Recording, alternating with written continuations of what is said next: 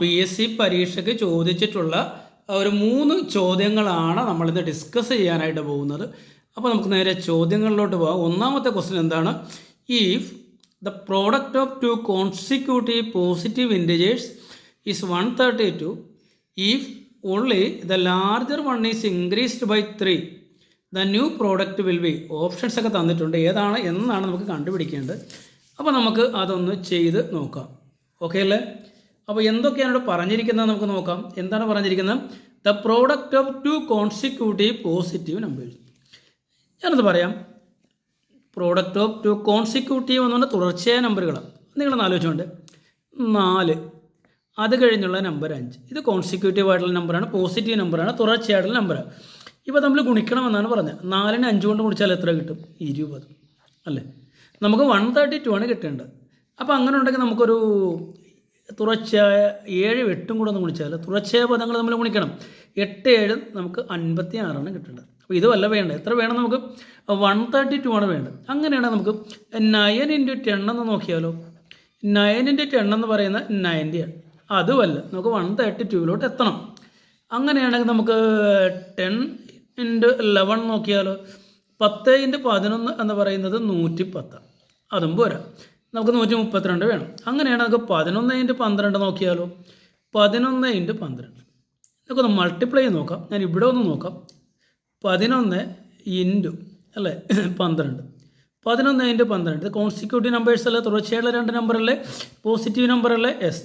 2 1 2, 2 1 2, 1 1 1 1 1 1. Okay, കൂട്ടിയാൽ 2 3 1 കണ്ടോ, 132 കിട്ടിയല്ലോ. 132 കിട്ടി.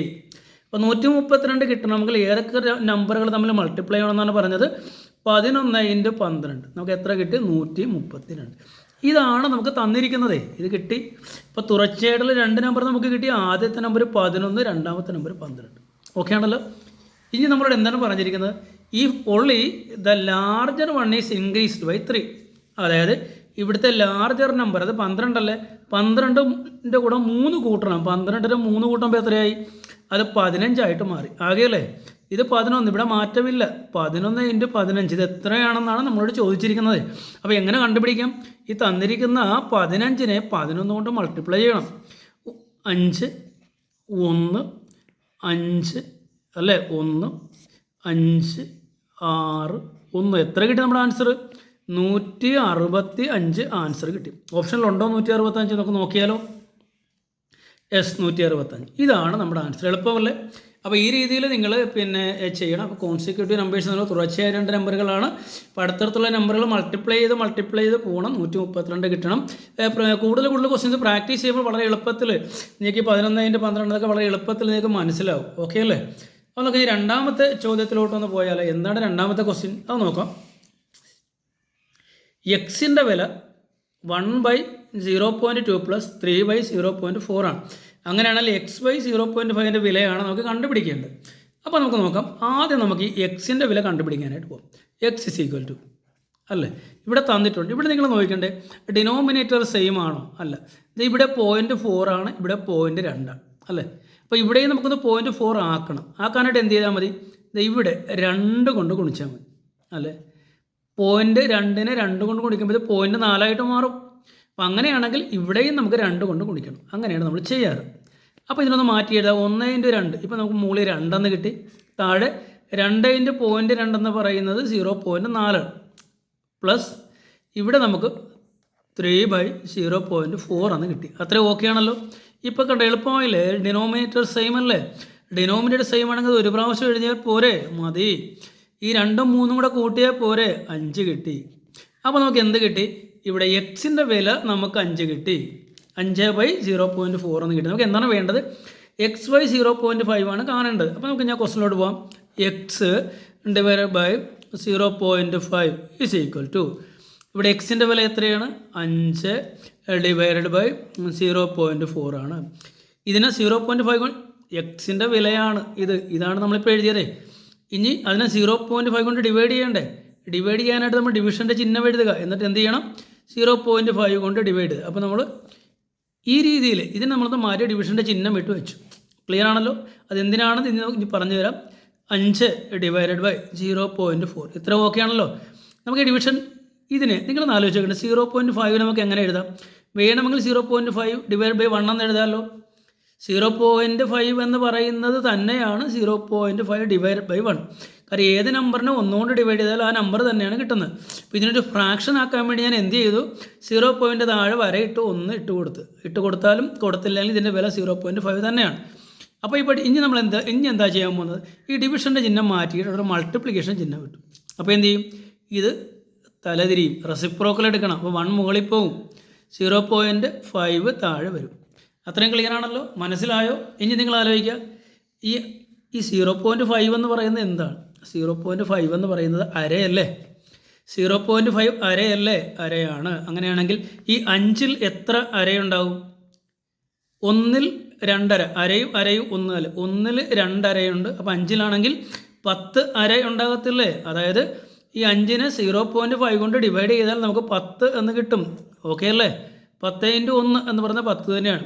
താഴത്ത് 0.4 എന്ന് കിട്ടും. അത്രയും ക്ലിയർ ആയോ? ആയി അല്ലേ? ഇനി നമുക്ക് വേണമെങ്കിൽ ഈ 0.4 ഈ പോയിൻ്റ് ഒന്ന് മാറ്റാനായിട്ട്, ഡെസിമൽ മാറ്റാനായിട്ട് നമുക്ക് വേണമെങ്കിൽ ഒരു പോയിൻ്റ് ഇങ്ങോട്ട് മാറ്റാം. ഈ ഒരു പോയിൻ്റ് ഇങ്ങോട്ട് മാറുമ്പോൾ ഇത് 4 മാറത്തില്ലേ? മാറുമോ? ഒരു പോയിൻ്റ്, ഇത് 0.4 എന്നുള്ളത് ഒരു പോയിൻ്റ് ഫ്രണ്ടിലോ ഇങ്ങനെ റൈറ്റിലോട്ട് എടുത്താൽ ഇത് 4 മാറത്തില്ലേ? അങ്ങനെ ഒരു സ്ഥാനമാണ് നമ്മൾ മാറ്റിയത്. ഒരു സ്ഥാനം മാറ്റുമ്പോൾ മുകളിൽ നമ്മൾ എന്ത് ചെയ്യണം? ഇവിടെ 10 ഓൾറെഡി ഉണ്ട്, ഒരു 0 ചേർക്കണം. ഈ സ്റ്റെപ്പ് നിങ്ങൾ മറക്കരുത്. അതായത് ഇവിടുത്തെ ഡെസിമൽ മാറ്റാനായിട്ട്, ഡെസിമൽ കഴിഞ്ഞ് ഒരു നമ്പരേ ഉള്ളൂ. ഇപ്പോൾ ഡെസിമൽ മാറ്റി 4 എന്ന് നമ്മൾ എഴുതി. ഇപ്പോൾ ഡെസിമൽ കഴിഞ്ഞ് ഒരു നമ്പരേ ഉള്ളൂ. അപ്പോൾ നമ്മൾ എന്ത് ചെയ്യും? 10 നമ്മൾ ആദ്യം എഴുതും. എന്നിട്ട് ഒരു നമ്പർ, ഡെസിമൽ കഴിഞ്ഞ് ഒരു നമ്പർ മാറ്റിയത് കൊണ്ട് അത്രയും 0, 2 ആണെങ്കിൽ 2 0 നമ്മൾ ഇട്ടത്. അപ്പോൾ 10 എഴുതി ഒരു 0 കൂടി ഇട്ടു. അപ്പോൾ 100/4 എന്ന് കിട്ടി. 100/4 നിങ്ങൾക്കറിയാം, അത് 25. ക്ലിയർ അല്ലേ? അപ്പോൾ എക്സിൻ്റെ വില എത്ര കിട്ടി? 25 എന്ന് കിട്ടി. ഓക്കെ. ഇനി ഒരു ചോദ്യം കൂടെ നമുക്ക് ചെയ്യാം. ഇതെല്ലാം PSCയുടെ പരീക്ഷകളിൽ വരുന്ന ചോദ്യങ്ങളാണ്. നിങ്ങൾക്കിത് പലതും നിങ്ങൾക്ക് അറിയാവുന്നതായിരിക്കും. ഓക്കെ. അപ്പോൾ നമുക്ക് ഒരു ക്വസ്റ്റ്യൻ കൂടി ചെയ്യാം. അതെന്താണെന്ന് നോക്കുക. 3 സംഖ്യകളുടെ തുക 572 ആണ്. ഒന്നാമത്തേത് രണ്ടാമത്തേതിൻ്റെ ഇരട്ടിയാണ്. മൂന്നാമത്തേത് ഒന്നാമത്തേതിൻ്റെ 1/3. അപ്പോൾ അതിൽ പറഞ്ഞിരിക്കുന്നത് നമുക്ക് ഒന്നാമത്തെ സ്റ്റേറ്റ്മെൻറ്റ് നോക്കാം. ഒന്നാമത്തേത് രണ്ടാമത്തേതിൻ്റെ ഇരട്ടിയാണ്. അപ്പോൾ നമുക്ക് രണ്ടാമത്തേതിനെ എക്സ് എന്ന് കൊടുക്കാം. അങ്ങനെ കൊടുത്താൽ ഒന്നാമത്തേത് രണ്ടാമത്തേതിൻ്റെ ഇരട്ടിയാണ്. ഇതാണ് രണ്ടാമത്തേത്. അപ്പോൾ ഇരട്ടി എന്ന് പറയുമ്പോൾ അത് 2x ആയിട്ട് മാറും. ഒന്നാമത്തെ നമ്പർ 2x, രണ്ടാമത്തെ നമ്പർ x. ഇനി മൂന്നാമത്തെ നമ്പർ എന്താണ് പറഞ്ഞിരിക്കുന്നത്? മൂന്നാമത്തേത് ഒന്നാമത്തേതിൻ്റെ 1/3. ഒന്നാമത്തേത് ഇതാണ്. അതിൻ്റെ 1/3 എന്ന് പറയുമ്പോൾ 2x/3. ഓക്കെ അല്ലേ? ഇപ്പോൾ രണ്ടാമത്തെ നമ്പർ x എഴുതി, ഒന്നാമത്തെ നമ്പർ 2ൻ്റെ ഇരട്ടിയാണ്, അപ്പോൾ 2x എന്ന് എഴുതി.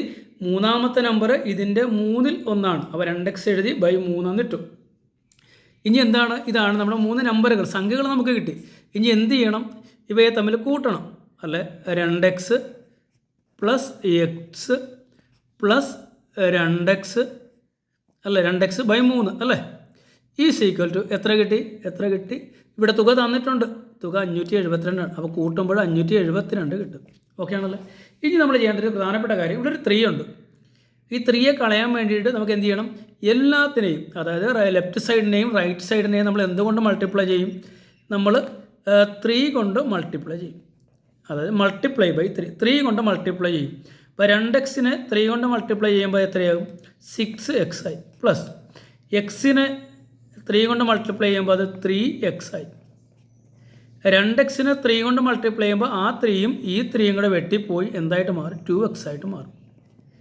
അതായത് 3 കൊണ്ട് ഇതിനെ മൾട്ടിപ്ലൈ ചെയ്യുമ്പോൾ താഴെയുള്ള 3ഉം ഈ 3ഉം കൂടെ വെട്ടിപ്പോകും, 2x കിട്ടും. ഈ 3 കളയാൻ വേണ്ടിയാണ് നമ്മൾ ഇത്രയൊക്കെ ചെയ്തത്. അവിടെ 2x = ഇവിടെയും നമുക്ക് 3 കൊണ്ട് മൾട്ടിപ്ലൈ ചെയ്യണം. 3 × 572 ഇത്രയും കിട്ടിയല്ലോ. ഇനി കൂട്ടണം. 6ഉം 3 9ഉം 2 11 11x എന്ന് കിട്ടി. 11x = 3 × 572. അങ്ങനെയാണെങ്കിൽ x കാണാനായിട്ട് എന്ത് ചെയ്യണം?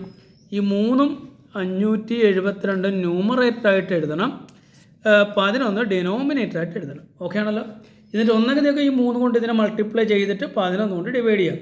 ഇല്ലെങ്കിൽ 572നെ 11 കൊണ്ട് ഡിവൈഡ് ചെയ്തിട്ട് 3 കൊണ്ട് ഗുണിക്കാം. ഞാനിപ്പോൾ ചെയ്യാൻ പോകുന്നത് 572നെ 11 കൊണ്ട് ഡിവൈഡ് ചെയ്യാൻ പറ്റും. അപ്പോൾ എളുപ്പമാണല്ലോ. 572നെ 11 കൊണ്ട് ഡിവൈഡ് ചെയ്തു. ഈ നമ്പറുണ്ട്. അപ്പോൾ 57ൽ 11 5 പ്രാവശ്യമുണ്ട് അല്ലേ. 5 11 55 മൈനസ് ചെയ്യുമ്പോൾ 2, ഈ 2 ഇറക്കി എഴുതുമ്പോൾ 22, 22ൽ 11 2 പ്രാവശ്യം, 2 11 22 0. അപ്പോൾ നമുക്ക് ഇതിനെയും കൂടെ കട്ട് ചെയ്താൽ നമുക്ക് 52 കിട്ടും. ഇവിടെ 1 കിട്ടും. അപ്പോൾ ഇപ്പോൾ നമുക്ക് എക്സിൻ്റെ വില ഓക്കെ ആയി. എന്തുണ്ട്? 3 × 52 കണ്ടേ പോരെ. 3 × 52 ഇവിടെ 1 അല്ലേ, 1 കൊണ്ട് ഡിവൈഡ് ചെയ്യുന്ന നമ്പർ തന്നെ ആയിരിക്കത്തില്ലേ. 3 × 52 മൾട്ടിപ്ലൈ ചെയ്ത് നോക്കാം. 52നെ 3 കൊണ്ട് മൾട്ടിപ്ലൈ ചെയ്യാം. 3 2 6, 3 5 15 എത്ര കിട്ടി? നമുക്ക് 156 എന്ന് എക്സ് കിട്ടി. ഓക്കെ, നമുക്ക് എന്താണ് പറഞ്ഞിരിക്കുന്നത്? 3 സംഖ്യകളും കാണണം, സംഖ്യകളെല്ലാം കാണണം. നമുക്കിത് ഈ ഒരു നമ്പർ കിട്ടി. ഏതാണ് ഇത്? എക്സ് എന്ന് പറയുന്നത് നമുക്ക് കിട്ടി. അത് എത്രയാണ്? 156 എന്ന് കിട്ടി. അതൊക്കെയാണല്ലോ. എനിക്ക് ഇത് കാണാനായിട്ട് ഇത് 2x അല്ലേ. അതായത് എക്സ് 156 ആണെങ്കിൽ 2x എത്രയായിരിക്കും? 2 × 156 ഒന്ന് മൾട്ടിപ്ലൈ ചെയ്ത് നോക്കാം. 156നെ 2 കൊണ്ടൊന്ന് മൾട്ടിപ്ലൈ ചെയ്യാം. 2 6 12ന് 2 1, 2 5 10 11ന് 1 1, 2 1 2 3 എത്ര കിട്ടി? ഈ നമ്പർ ഈ 2x എന്ന് പറഞ്ഞാൽ എത്ര കിട്ടി? അത് 312 എന്ന് കിട്ടി. അപ്പോൾ ഒന്നാമത്തെ നമ്പർ 312. ഞാൻ വട്ടം വരച്ചിടാം കേട്ടോ. ഇവിടെ എന്താണെന്ന് വെച്ചാൽ 2x/3 നമുക്ക് കണ്ടുപിടിക്കാം. ഇവിടെ മൂന്നാമത്തെ ഓപ്ഷൻ 2x/3 അല്ലേ. ഇവിടെ 2 തന്നിട്ടുണ്ട്. എക്സ് എന്ന് പറയുന്നത് 156 ആണ്. അപ്പോൾ 2 × 156 3 കൊണ്ട് ഡിവൈഡ് ചെയ്താൽ മതി. 3 അല്ലേ. ഇതൊക്കെ ഇതിനിങ്ങനെ ഡിവൈഡ് ചെയ്യാം. 15ൽ 3 എത്ര പ്രാവശ്യമുണ്ട്? 5 3 15, 6ൽ 3 2 പ്രാവശ്യം. അപ്പോൾ 2 × 52, 2 × 52 എന്ന് പറയുന്നത് 104. ഇതാണ് മൂന്നാമത്തെ നമ്പർ. അപ്പോൾ ഒന്നാമത്തെ നമ്പർ 312, രണ്ടാമത്തെ നമ്പർ 156, മൂന്നാമത്തെ നമ്പർ 104. മനസ്സിലായോ? ഓക്കേ.